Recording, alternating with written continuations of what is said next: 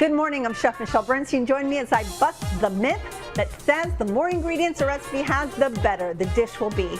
Bologna. I'm doing delicious and only 5 ingredients today on SoFlo Taste. And don't worry, there will be no bologna.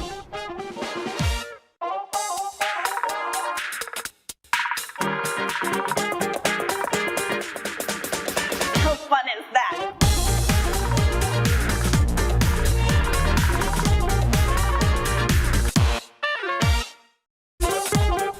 Good morning all, I'm Chef Michelle Bernstein and I'm in my digs here at the Goya Kitchen in the Culinary Lab at Florida Education Institute. Welcome all to SoFlo Taste. Are you one of those home cooks who thinks a great recipe needs to be complicated?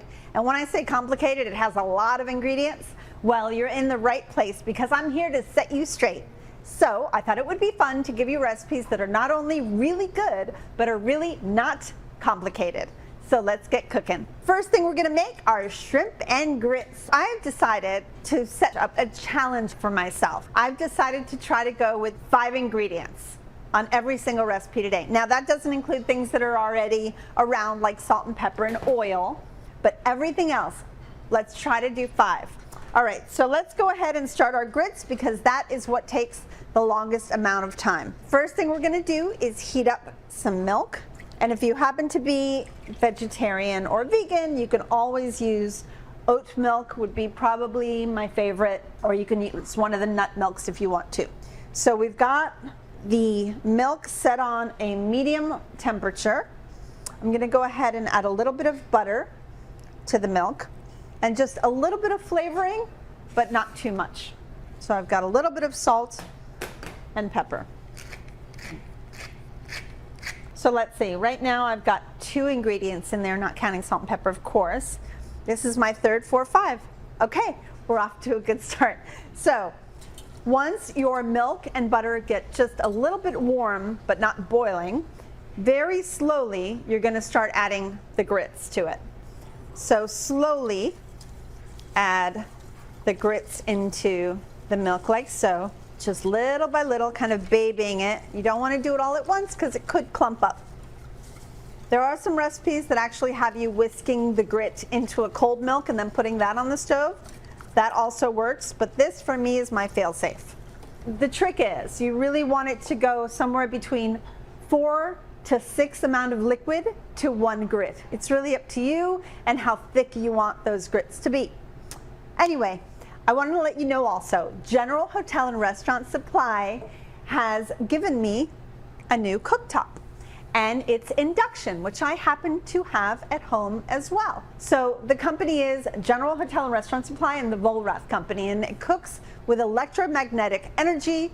All you need is to use cookware that can be magnetic. So basically stainless steel, cast iron, most of the stuff that you already have at home probably already is. General Hotel and Restaurant Supply has been a leader in premier kitchen equipment for nearly 70 years. Visit their chef's wonderland with thousands of items for the chef, both home and professional. They are in Miami Lakes. Or online, of course, at generalhotel.com. All right, I'm gonna keep my eye on these grits, so come back for more because I've got more from the Goya Kitchen in the Culinary Lab at Florida Education Institute. See you soon. Come back to SoFlo Taste from the Goya Kitchen at the Culinary Lab at Florida Education Institute, here on Local 10.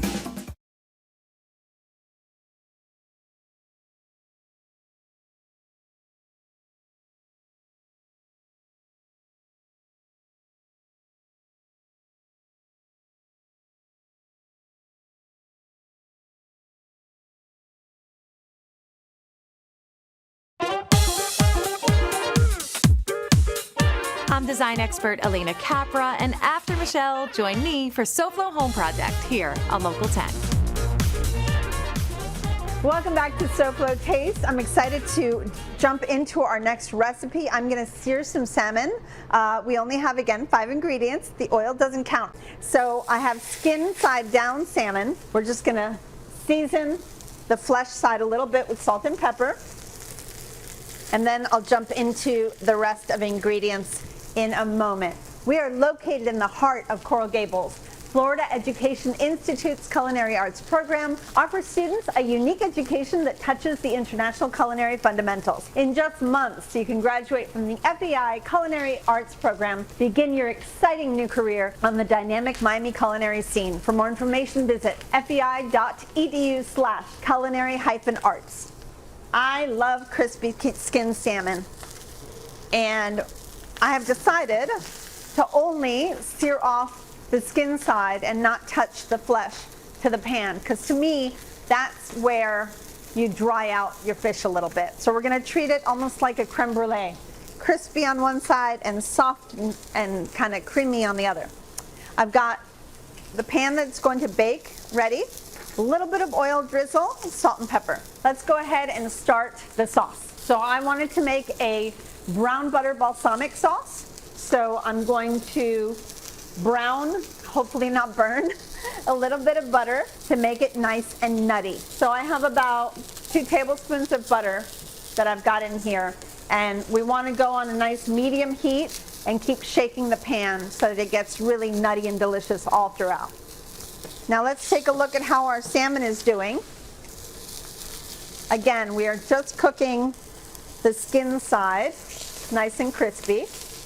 Nice and golden. It just needs a little bit longer. So for the sauce, I've got some balsamic vinegar, and as you can see, you don't buy this rosemary just anywhere. This comes from my house. So I'm just going to cut a little bit using a scissor, just like so, in little pieces like that.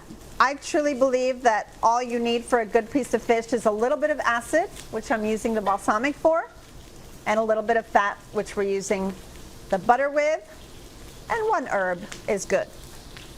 So here I have the rosemary for the sauce. All right, I think we can go ahead and take this piece of salmon out, place it on the pan, and then go right in the oven. We're not going to throw any of this away though. We have all this good fat and seasoning. So I'm going to go ahead and saute spinach right in this pan. Oh, butter's ready. It's nice and nutty. Let me show you what this looks like. Can you guys see that? So once that happens, go ahead and shut off the heat. I'm going to add the rosemary to the pan. A little bit of salt and pepper goes in there as well.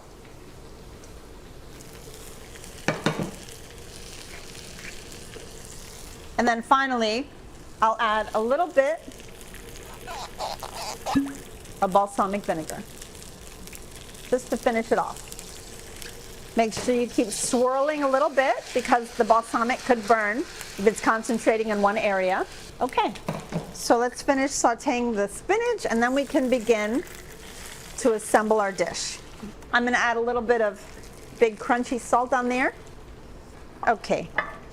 Keep your spatula nearby for your fish. Let's go ahead and finish sauteing the spinach. I'm just going to let it cook in the residual oil that I used from sauteing the fish. Now remember, spinach has a ton of moisture in it. I like to put the spinach down on towels to soak up all that good moisture. If not, it's just going to pool on the bottom of the plate. And this is done cooking. Let's see how our salmon's doing. That's almost cooked. I have a little bit of this rosemary left over. Let's go ahead and place it on the spinach. All right. So let's go ahead and place our spinach onto some paper towels. So let's just dry that off a little bit. And that's it. Then you can put it on the plate. Everybody has their crazy stuff, right? I know I have a lot of them.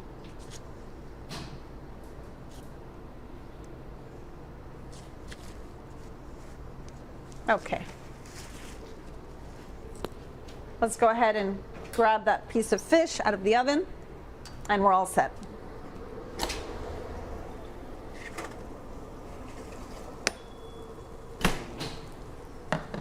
So as you see, this is a really big, beautiful piece of fish. This could be shared. About 3, maybe 4 people could eat off of this. And I left the belly on because to me that's the best part of it. The skin is beautifully crisped. And then you'll want to take your sauce, that broken, delicious brown butter sauce with my homegrown rosemary and balsamic. And let's go ahead and place this delicious sauce right over it. The balsamic will cut right through that delicious fat, and the fat will just make your mouth happy. And there you have it, everybody. 5-ingredient salmon dish that we could almost even serve in a restaurant. Come right back because I have more from my delicious and only 5-ingredient show. You're watching SoFlo Taste on Local 10.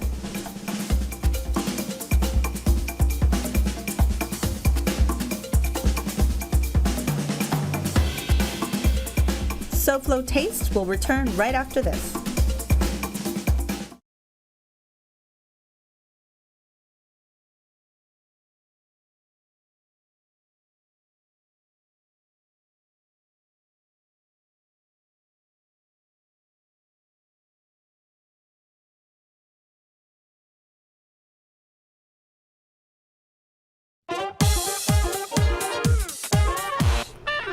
Welcome back to SoFlo Taste. We are on our next dish. So this is called in Italian aglio e olio, which basically means pasta with garlic and olive oil. So it is really simple, so it has to be perfect. I have fresh garlic that has been sliced. Instead of red crushed chilies, I'm using Aleppo because I'm addicted lately. Some fresh basil, salt and pepper, and of course, olive oil. I'm not using my absolute best olive oil for this one because I find it to be even maybe too intense for the dish, so I'm using more of an everyday style. I've already started cooking the pasta, and I think we probably have about 6 more minutes to cook it, and I'm gonna need the starchy water from it. So let's get everything ready before it hits the pan because it's gonna be a really quick cook. The way I like to cut my basil for a lot of these dishes, most of my dishes, is called a chiffonade. It's actually one of the cuts that I learned in culinary school, and I've always tried to perfect it because for me, chiffonade has to be as thin as paper. And let me show you how it's done. You basically take a bunch of basil leaves or any leaf that you might be cutting, and you stack it up so that everything lays one on top of the other. I think this is actually enough. All right. Then you take that stack of leaves and you tightly roll them up, just like so. Let's get rid of the absolute tip. And then you start cutting really, really thin slices.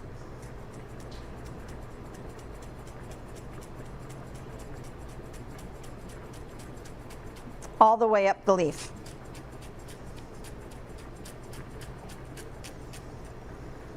So what you're left with is a chiffonade, or really thin slices of the herb. So because it's an oil-based pasta sauce, we use a lot of olive oil, and I have a lot of pasta in there, so it works out great. Turn this on about a medium heat. Okay.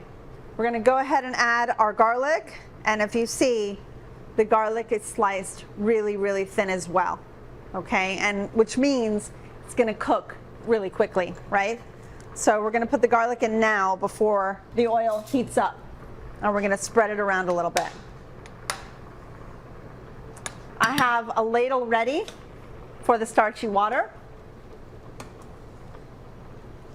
which is looking very starchy. You like how I make myself laugh? Yeah. All right, a little bit of Aleppo to season the garlic. The garlic is now starting to move a little bit. I like mine a little bit spicy. I'm adding salt and pepper. It looks like a lot, but remember, it's a lot of pasta. Salt and pepper don't count, right? So guess what, everybody? I'm not at 5, I'm at 4. 4 ingredients for this one. Not bad, right? So by the way, all of my recipes are available on the SoFlo Show's webpage. Just scan this quick response code for a quick trip to the informative and attractive SoFlo Show's page. With SoFlo Home Project and SoFlo Health there too, you'll also see this QR code on my recipe ingredient list throughout the show. Here we go, delicioso, and only 5 ingredients, or 4 in this case. So shake, shake, shake, shake, shake, Senora, until we get nice and golden. We're almost there. You never want to walk away from an olive oil based sauce, because once you do, it's too late. Okay, we are turning golden. I'm going to start adding starchy water to stop the cooking process of the garlic, but be careful, it will splatter.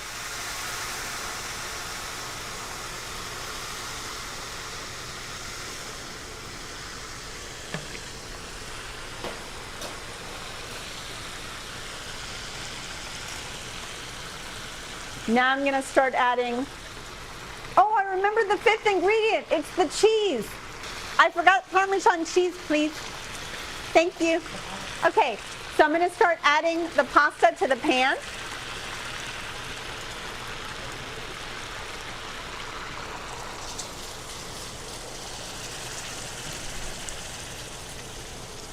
At least I remembered. And what I love about this is that because we've added the starchy water and we have the oil and it's already so flavorful, we're finishing the cooking process of the pasta inside of the sauce, which basically you should do with everything because it makes it so much better. Okay, that's all the pasta. Let's go ahead and flip a little bit. I'm going to give it a little taste to see if it needs any salt before finishing it.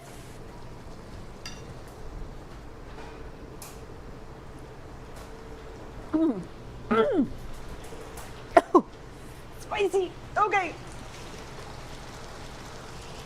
Basil.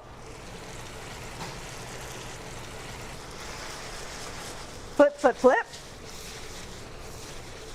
If you need a little bit more water, you can add a little bit more water. Just a tiny touch.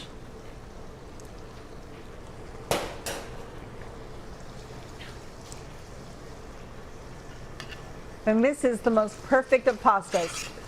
You want it al dente, which means just cooked. It has just the right amount of spice and garlic and oil, and now cheese. Let's add a little bit now.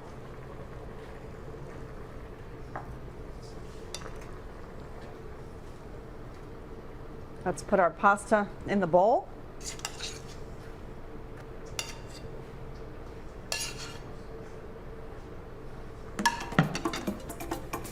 Check it out. Toasted garlic, pasta, chilies, and cheese, and really good oil. I can't think of anything else I need. Come right back, taste buds, to SoFlo Taste and the one and only Local 10.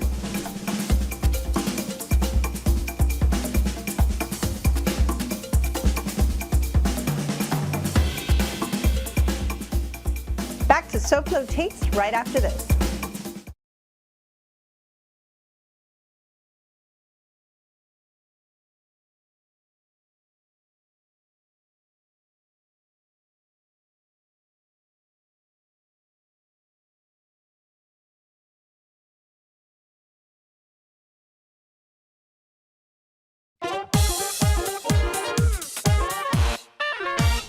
Welcome back to SoFlo Taste. So the grits have been cooking throughout the whole show. They are finally beautifully creamy and delicious.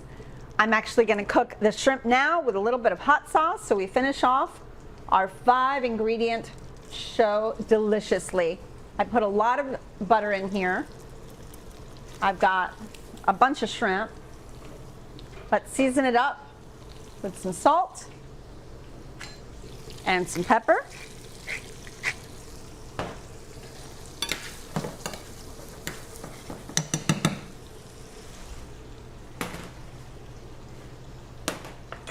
Serve you some grits. Look how these are. These are just so yummy. Incredibly creamy, as you can see here.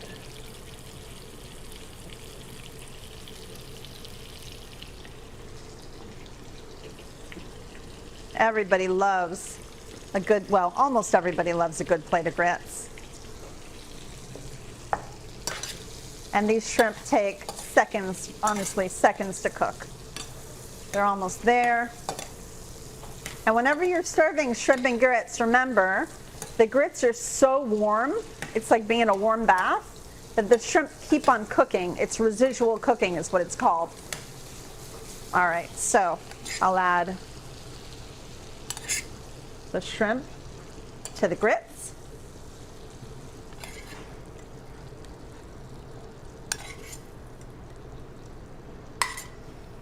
And now let's add a little bit of hot sauce to the pan. Swirl that up a little bit. And now we have ourselves a little hot sauce butter.